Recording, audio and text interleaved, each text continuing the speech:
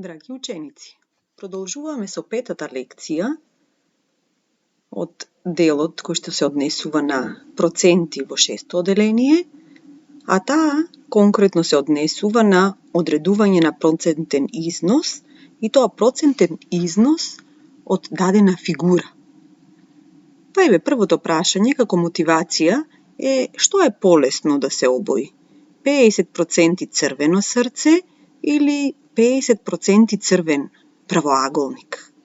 Еве, може би размислете и за 25%. Ги очекувам вашите одговори за време на часот во училницата. И еве кратко објаснување што е тоа што конкретно ќе учиме во оваа видеолекција. Што е процентен износ и како се однесува процентен износ од фигура? Научивме како даден дел од геометриска фигура, обоен, да го запишеме како процент, односно доколку ни е дадена фигура од која дел е обоен во некоја боја, ние тоа да го запишеме во проценти. Но сега имаме обратна задача. Дадена ни е фигурата и процентот, а ние треба дел од неа, таа големина, како што ни е процентот даден, да ја обоиме. И делот што одговара на дадениот процент се нарекува процентен износ. И бидејќи досега толку многу научивме за проценти, оваа едноставна лекција секако поврзана со сите наши досегашни знаења за дробки и проценти. Како боиме дел од фигура кога ни е зададено тоа во проценти? Прво, дадениот процент го претвараме во дробка. Еве, во задачата овде потребно е 25% од овој правоаголник да обоиме во црвена боја. 25% од фигурата да биде обоен во црвена боја и затоа ние прво дадениот процент, односно 25% го запишуваме како дробка. Процентот е секогаш од вкупно 100, па затоа овде дробката која одговара е 25 од вкупно 100. И секогаш дробката ја кратиме, се разбира доколку е тоа возможно. Во овој случај 25 врз 100 е дробка која што можам да ја скратам со 25, па добивам 1/4. Знаеме, 25% всушност е еднакво на 1/4. И сега веќе е лесно. Значи 25% од фигурата обоени во црвена боја, всушност значи 1/4 од фигурата обоена во црвена боја. Да погледнеме и неколку примери со помош на кои што ќе можеме да го утврдиме ова што претходно го кажавме. И еве уште еднаш да запомниме која е постапката. Како дел од правилна форма да обоиме во даден процент. Процентот го запишуваме во дробка и таа дробка ја сведуваме во наедноставна форма, односно ја кратиме. Па боиме според добиената дробка. Односно, ја делиме фигурата на делови, како што ни покажува именителот на добиената дробка, а боиме онолку делови, колку што ни покажува броителот. Имаме два примери овде, кои што вие треба да се потрудите да ги решите. Еве мала помош. Првиот пример се однесува на тоа како од даден правоаголник ќе обоиме 60% во жолта боја.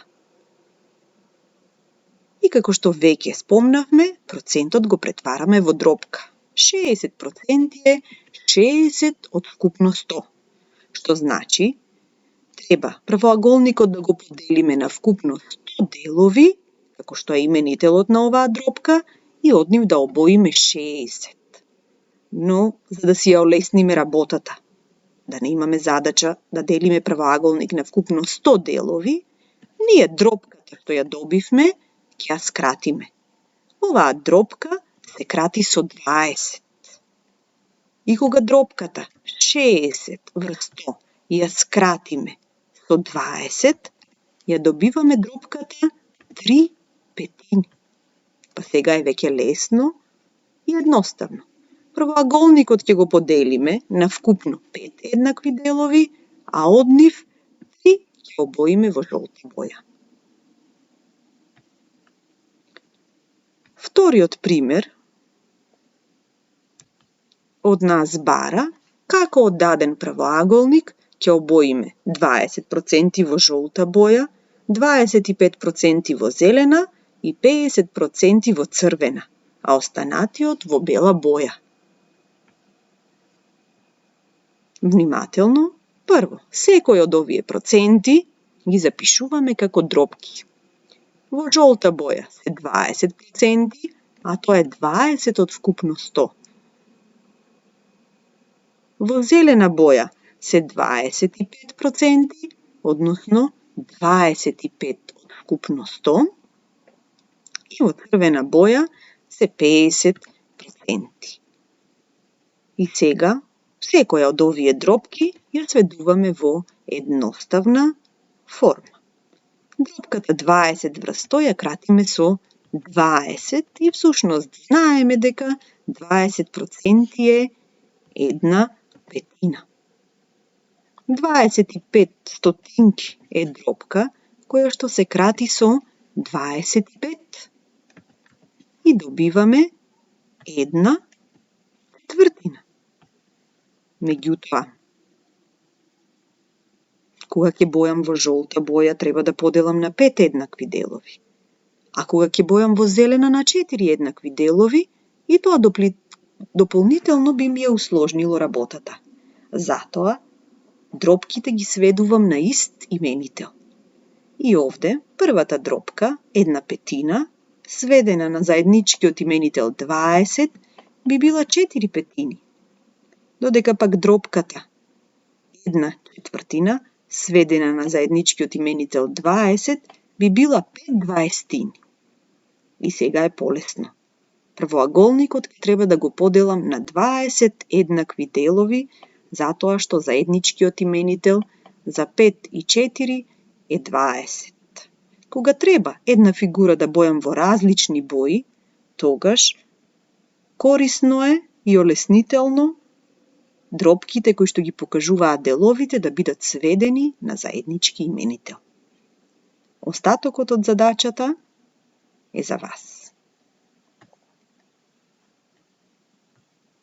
Можете да ги погледнете и овде прикачените задачи, кои што се разбира дополнително ќе ги погледнеме и да објасниме за време на часот. А исто така да ги погледнете и дополнителните ресурси во кои што имате една едноставна игра за боење во проценти, интерактивни задачи и уште примена на боење во проценти со упатство како може да се бојат делови од фигури во даден процент, дадена како PowerPoint презентација.